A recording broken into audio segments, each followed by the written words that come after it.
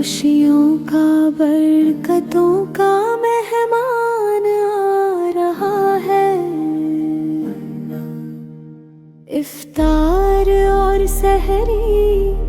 کیا خوب نعمتیں ہیں، رمضان مبارک کا فیضان آ رہا ہے، سپرے خدا سے دل کو شاداب اپنے کر لو، اے مومنو یہ میں قرآن آ رہا ہے،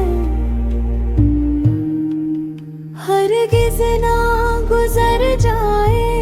غفلت میں یہ مہینہ، اس کا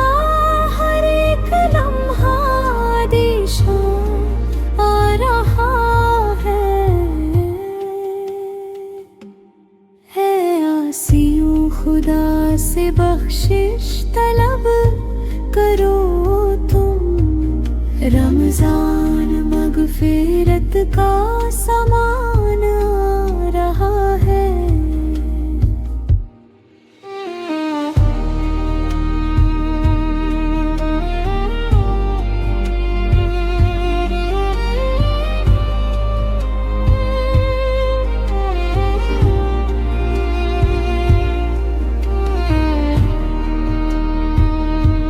سجاد اپنے رب سے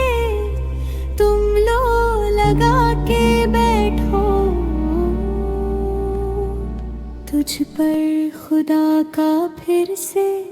احسان آ رہا ہے۔